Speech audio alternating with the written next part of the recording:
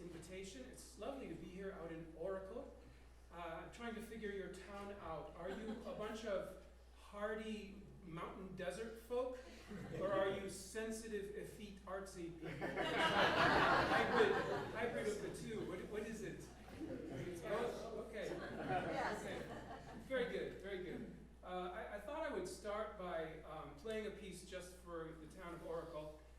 They dropped me off at the lodgings, and then I walked over here and had a lovely walk, and you can see the mountains and the cacti and the sky, and it was sort of a meandering, so I thought I would play something meandering, but in a historic style.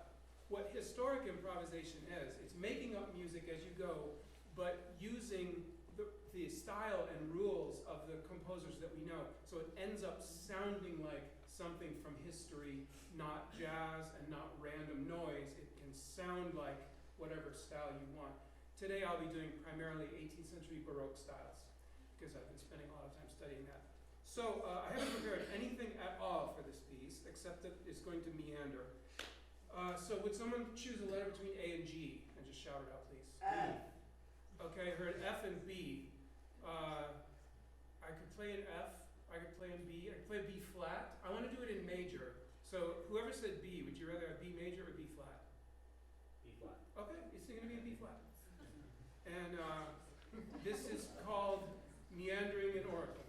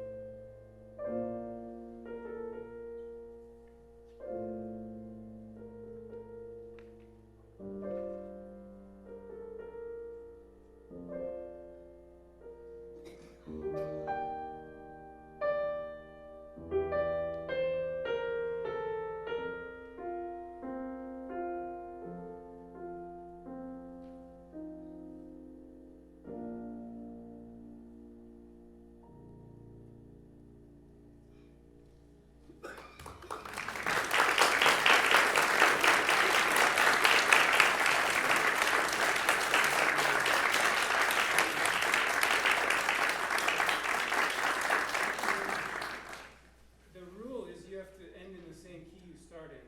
It's sort of a classical rule, right? When you play your sonatas and stuff, it's got to end.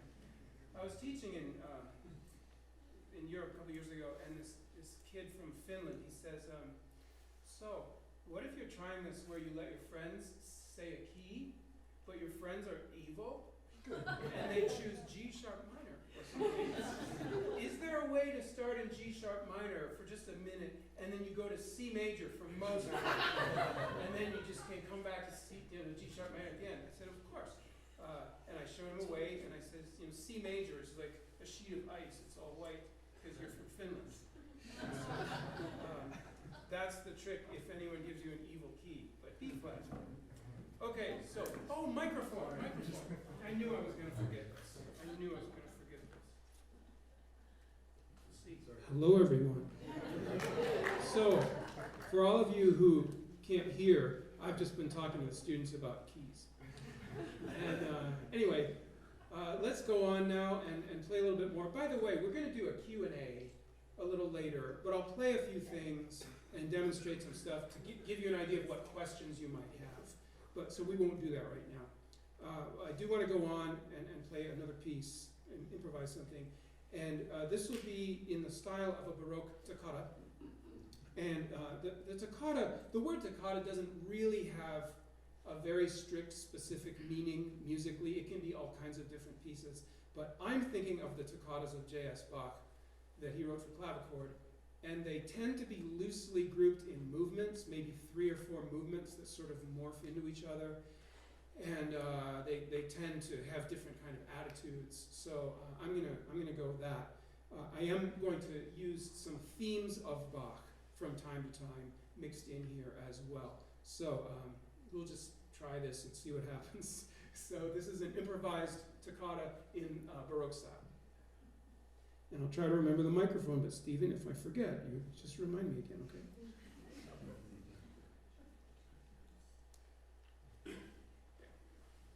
All right.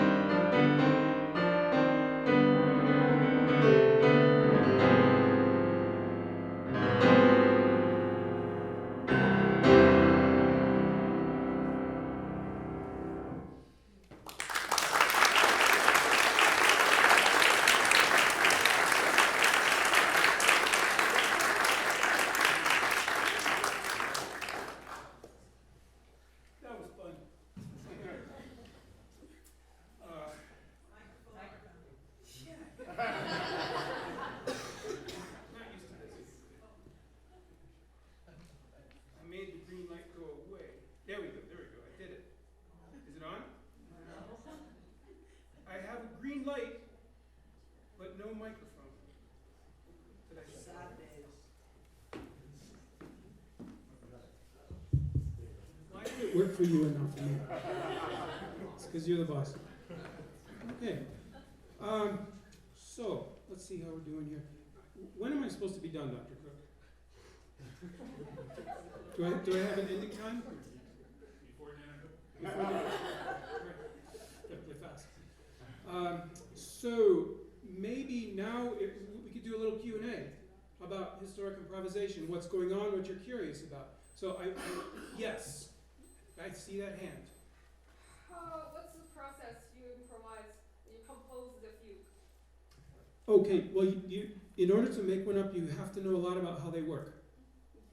And the interesting thing, I always thought if I just kept playing the Walthammerklavier, eventually I would know how a fugue works.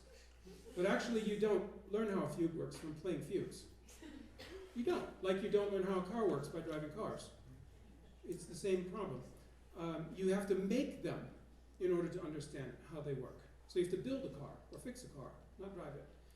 And so that's a very, very different kind of study. And a lot of our study is focused around articulation and fingering and, should I pedal? Is pedal allowed? Will the pedal committee permit you to use your pedal? And a lot of our study is devoted to that kind of stuff. And actually we don't know very much about how fugues work. So that's where you have to start. Very, very briefly, you have a subject in a fugue. And that's this little main tune, okay? You heard about 5,000 times. And the idea of a fugue is that it's mostly made out of that idea or things derived from that idea. So it sounds very unified, very kind of intense and tight, because it's all made from the same thing. And musically, every tune that you might use for fugue is made of intervals. And you have to understand what happens if you take those intervals and put them in the bass. What kind of harmonies work over them when they're in the bass.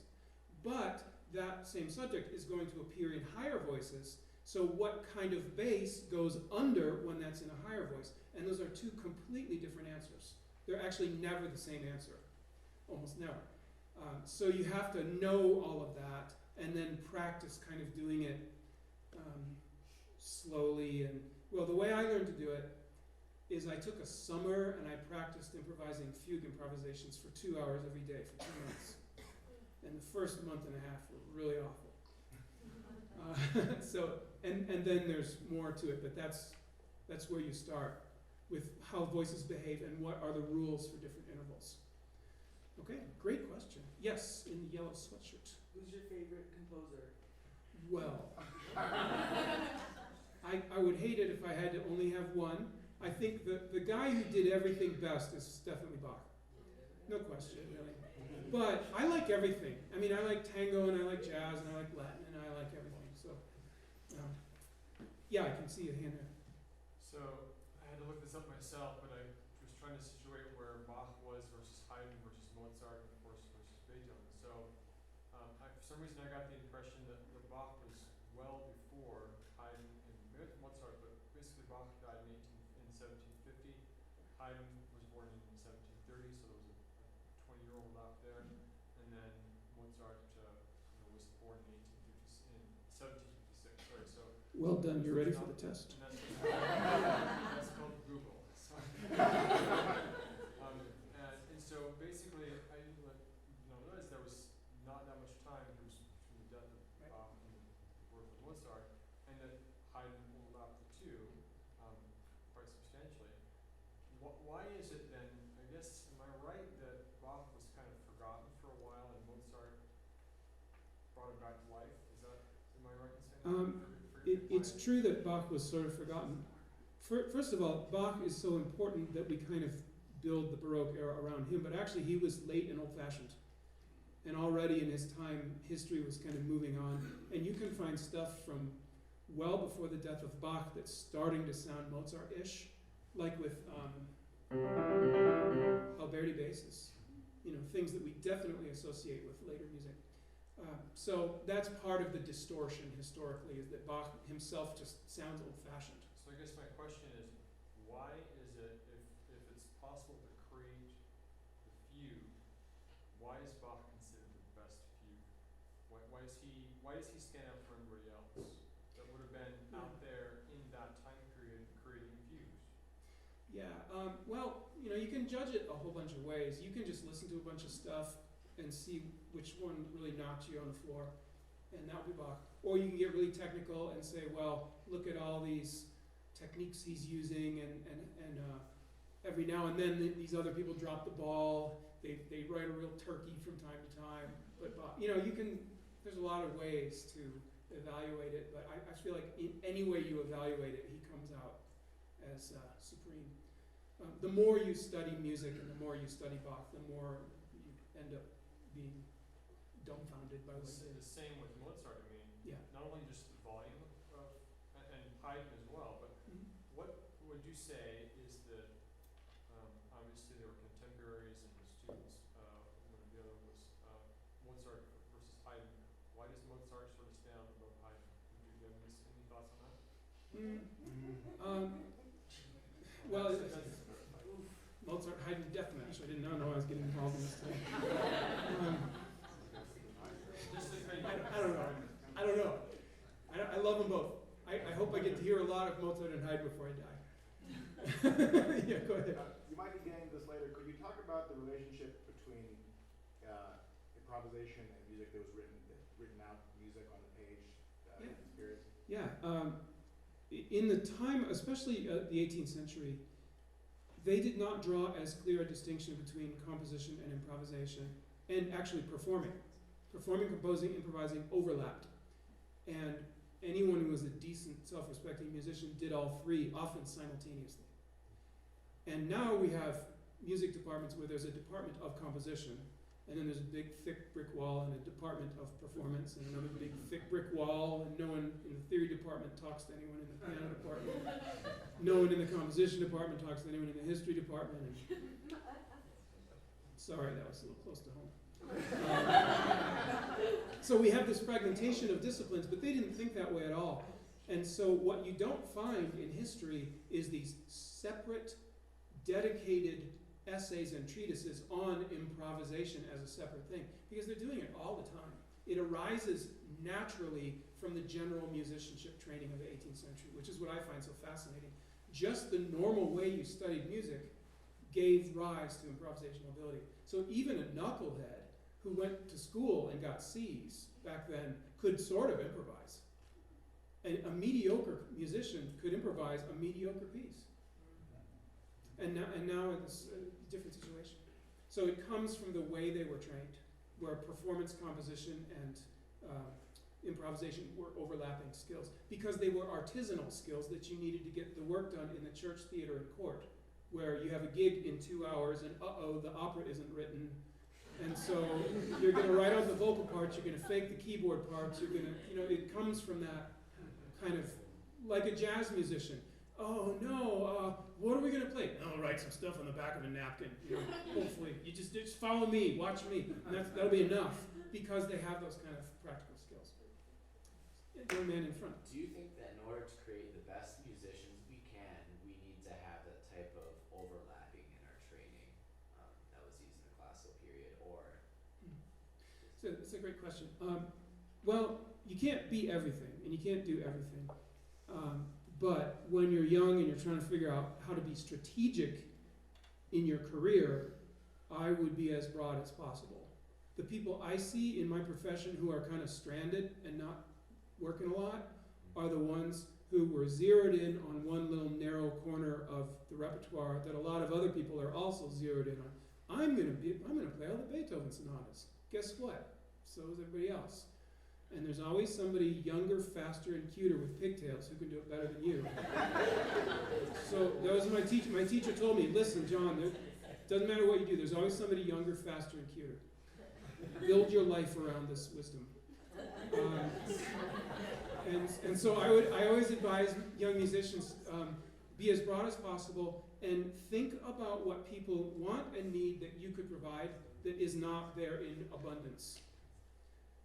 Frankly, students, I run a concert series at my college. We have a beautiful hall and Steinways and stuff. So I get emails all the time from artists who want a gig, and they would do it for a cheeseburger. I mean, they really need a gig. And they tell me, oh, I've got this amazing program of Chopin. And I just think, everybody, we've heard every piece by Chopin in my concert hall. It's not unique, it's not compelling. You know, show me something that I can't get anywhere else. So I would answer by saying, think about what you love and what you're drawn to and that you're great at, and that other people affirm that you're great at it. It's not just that you think that, it's that other people will back you up on that. That could be something people really need. I think a genius in this area is none other than Dr. Stephen Cook. He comes out to this little hippie town.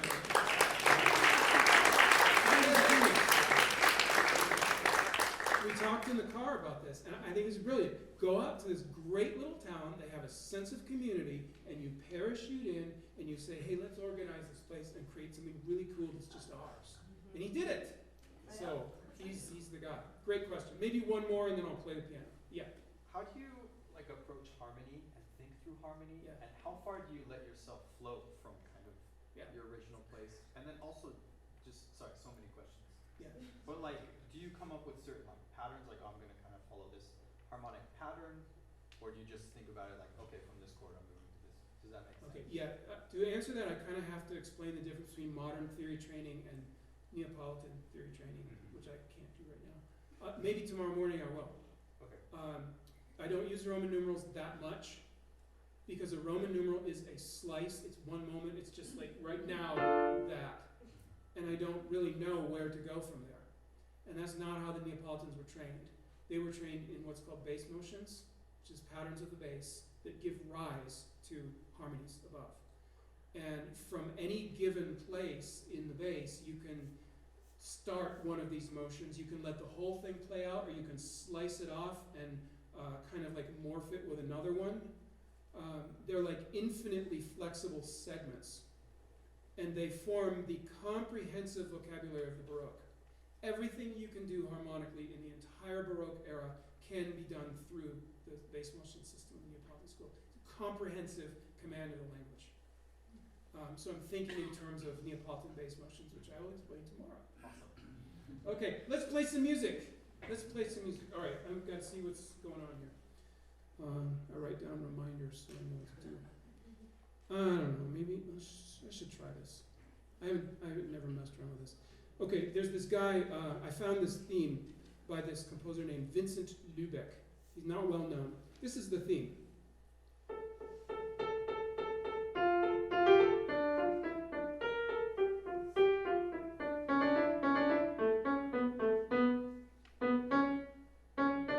Okay, that's a long fugue subject. It's a lot.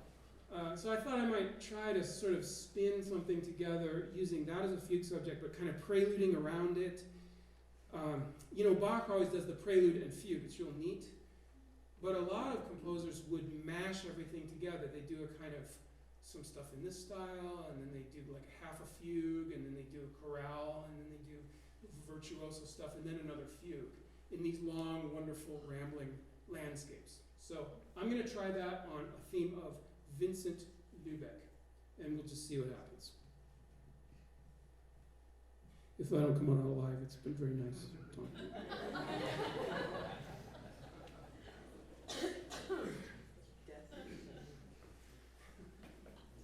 One last look. Okay.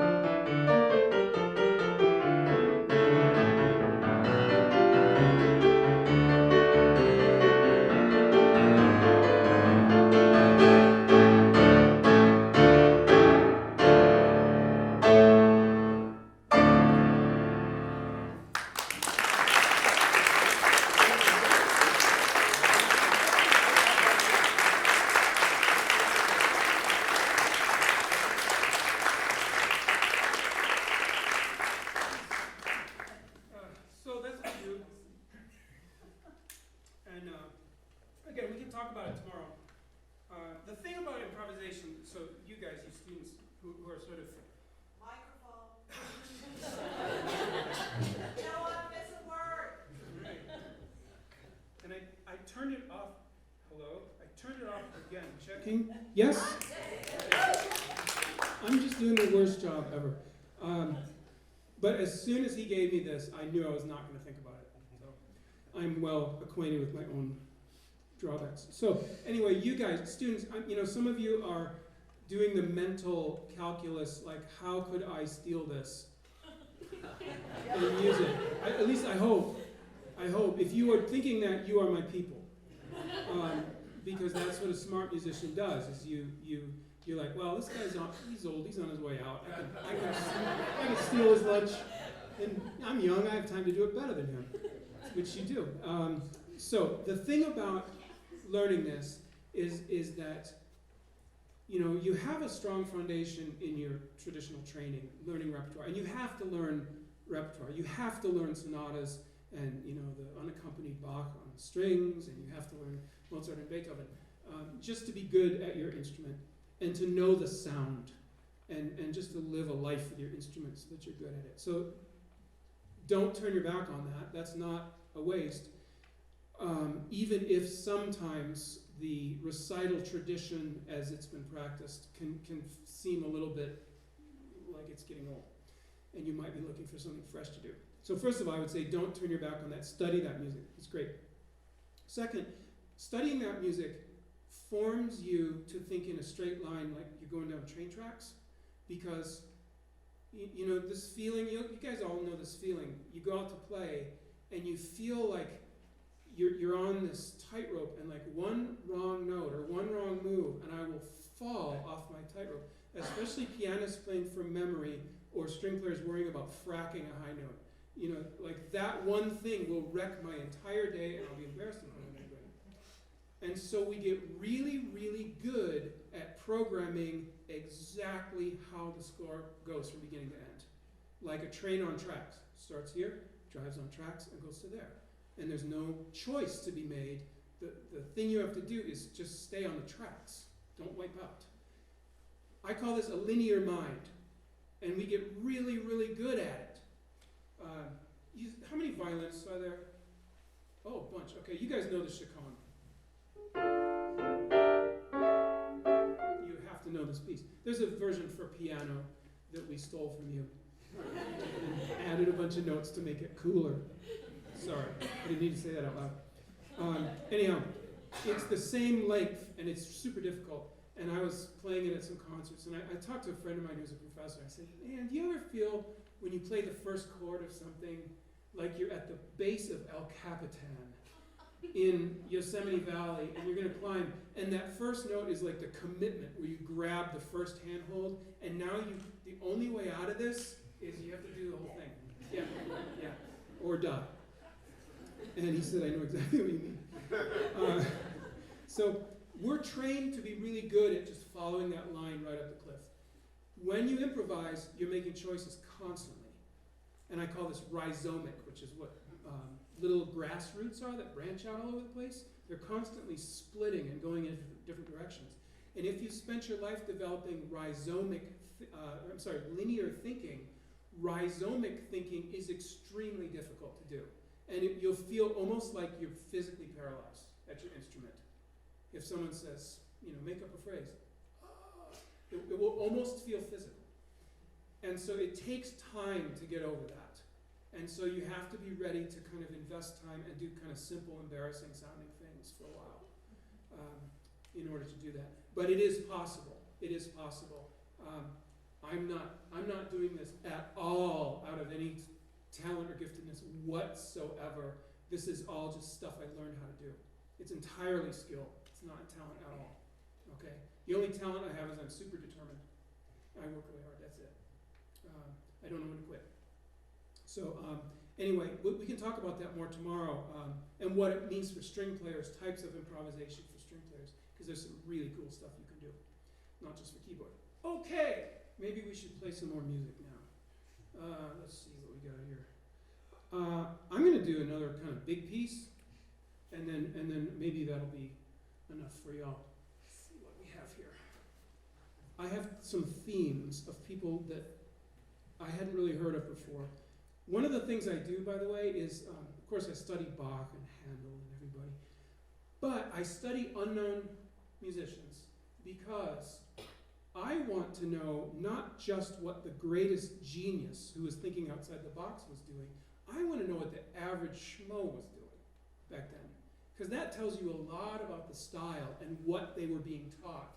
If you look at the music of people who got like a B+, you will learn a lot about what was going on. So these are not necessarily B+ people, they're A people, but I found them while looking for B+ people. Put it that way. One is Nicolas Bruns, and he has this cool theme. He wrote organ music. He has this cool theme that goes like this.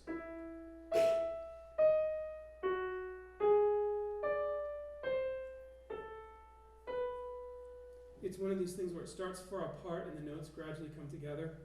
I thought that was really cool, where I could just do like a free fantasy on that and then maybe turn it into a fugue, see if it would work as a fugue. And then Reinken, Johann Adam Reinken.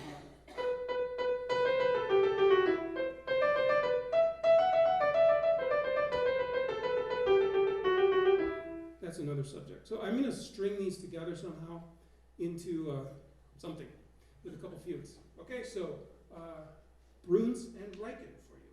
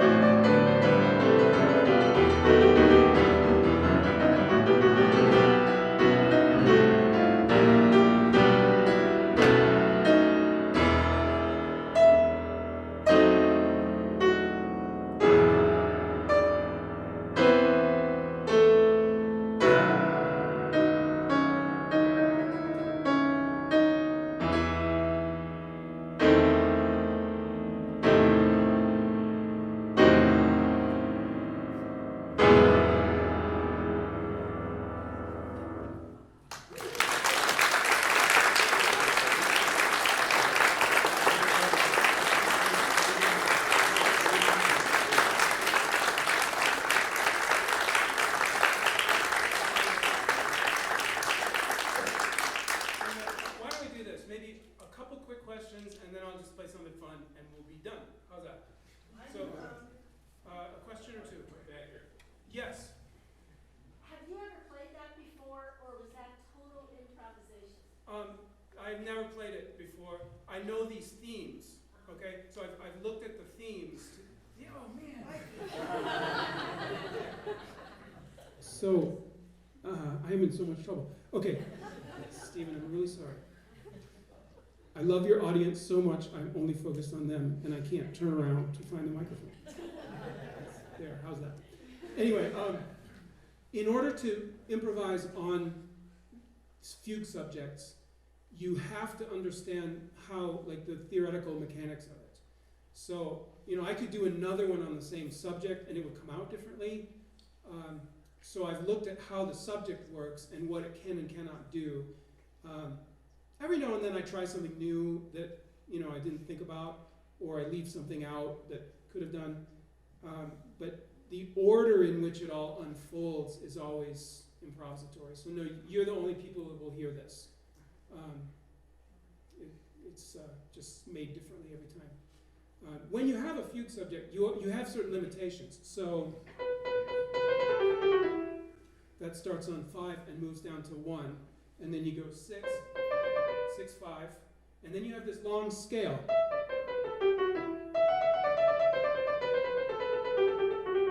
So really that's just a scale, descending scale in a natural minor. So anything that you can do harmonizing on descending natural minor scale, you can do with that, okay?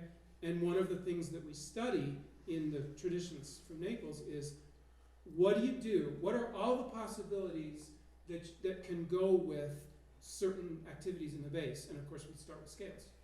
So ascending major and minor scales, what can happen to them? And essentially there are about 8 ways to develop harmonizations of an ascending scale. If you're actually harmonizing every note of the scale and you're not like just doing, so you can't hear them. If you're actually going to hear every note of the scale and do something harmonically with it, there's about 8 possibilities. So it's not infinite.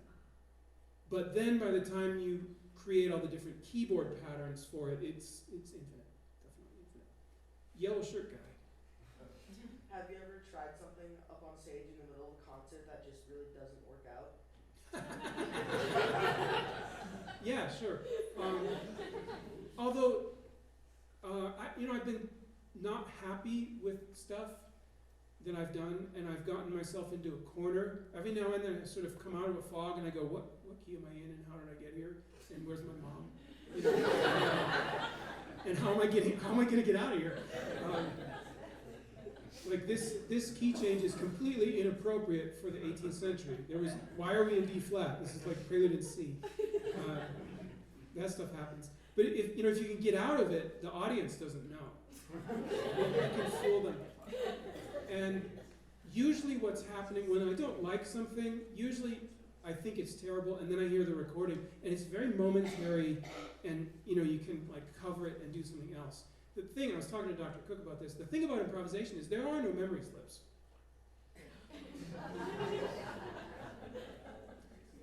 The music is whatever I say it is. And as long as I adhere to the rhetoric and grammar and style, it can be whatever I want. And sometimes that's like the funnest thing ever. You play a little rhythm and you're like, oh, that's groovy. I'm gonna like take that out back and flog it to death over the next several phrases. Sometimes stuff like that just happens and it's so fun. Sometimes I start hearing these series of suspensions and it makes me want to play really pianissimo and make everybody kind of lean forward in their seat, and that's kind of a serendipitous thing that happens too. So, yeah, again, I can explain more about the mechanics tomorrow. It is a knowable thing. That's what I would encourage you with. You can actually know how it works. It's not mystical. Maybe one more question, and then I'll close out with something else. I think I see. It's right there. Okay, yes. We're small. So I think virtually every Baroque piece has a sequencer in it, and I'm wondering if if there are elements like that you know beforehand you're definitely going to put in at some point, and whether you think about where they're going to be before you start, or if it comes as you're going. The sequences, especially the really famous ones, like Circle of Fifths, are so familiar and so easy to do that they're the thing you probably need to worry about the least. Anytime the fugue starts to sound sort of like, yeah, we've heard a lot of this fugue subject, maybe it'd be nice if you'd shut up for a while, you can just throw in a circle of fifths right there in that key, and it'll be super easy. Circle of fifths operates on a couple of different voice leading structures that are very easy and sound great, no matter how you do them. So that would be an example of something I would almost never plan, is when we're going to sort of, you know, the quality of circle of fifths, it has this expansive quality, like we're doing something tonic, dominant, tonic, and all of a sudden, it has that wonderful sense of momentum and openness that sort of lets the music breathe. That's really one of the easiest ones to do. The voice leading structures of C5 are just, they're almost idiot proof. Not completely. almost idiot proof. So some other things that are much more thorny, you might want to think about in advance. So what if you get a chromatic subject? Okay? That goes all the way down an octave. Well, fortunately, in the Neapolitan tradition, they trained for that. They knew exactly what to do with chromatic scales. In the bass, ascending, descending, and in an upper voice. They have harmonizations for them. And so maybe some of you pianists, and if there's organists here, you know this.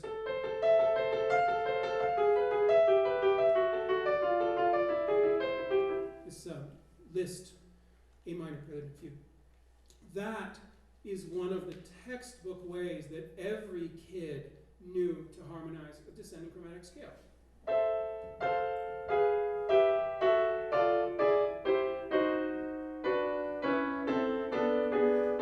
Okay?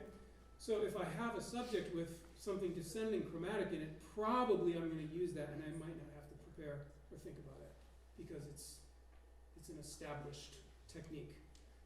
That one, I love to use that if I really want to like do a tearjerker thing. You know, because it's such a wonderful, sad sound. And the other thing that's cool about it, I'm playing it just with one hand right now, like I'm starting with a triad. But if I take the upper two voices and I reverse them, it still works.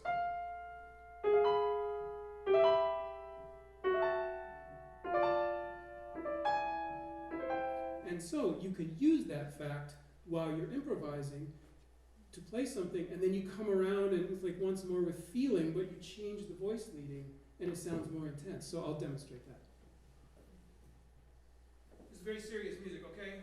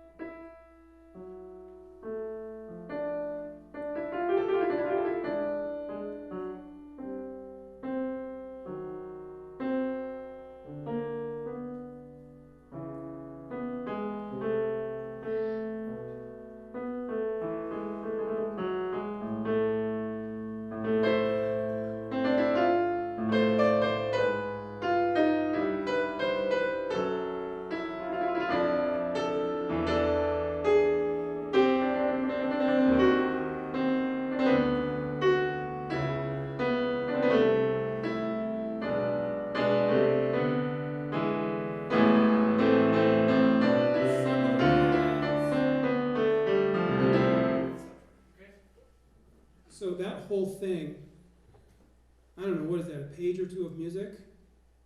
You could get away with that as just like a prelude in a concert. That was one lesson from the Neapolitan tradition. That was one homework assignment. And you can make a whole piece out of it. So, cool. All right. Should I play something, or is there one burning question? Seeing no burning questions among... Oh, I do see a burning One question. burning question. Yeah. Do you improvise with stuff like Star Wars, Star Trek? I do contemporary improvisation. I play jazz, and then I play a kind of like more contemporary free thing. I've found that improvising on rock and roll songs is very effective. So I've done something like,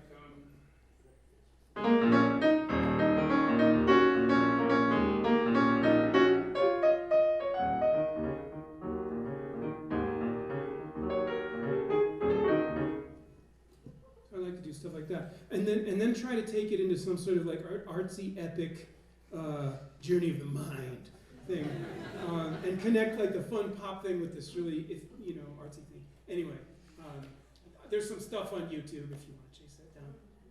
I really, really dig that. My hero in that area is Brad Meldau, who improvises serious art music on post-Beatles rock and roll. Check it out. Okay, ladies and gentlemen of Oracle, you hardy mountain desert people whom the muse has tapped. It has been such a pleasure to visit with you and share with you. Thank you for listening to me make music for you. Thank you. Stephen, thank you. Ladies and gentlemen of the board, thank you. To me, music is, I listen to rock and roll a lot, and there's a song by U2 where he sings about the role of music in his life, because those guys were punks in Ireland, and they found music and it gave them something to live for besides violence. And he says, I woke up at the moment the miracle occurred. I heard a song that made some sense out of the world. And music spoke to him and helped him find his way. And then later in the song he comes back and says, I woke up at the moment the miracle occurred. I get so many things I don't deserve. And I've been saying that to myself. I was saying it walking through your town, looking at how beautiful it is. I get so many things I don't deserve. I get to go around and make music for people, and they appreciate it. It's amazing. And I'm so thankful to you for that. So anyway, I'm going to play Take 5 and improvise on it to say goodbye. Okay? Thanks.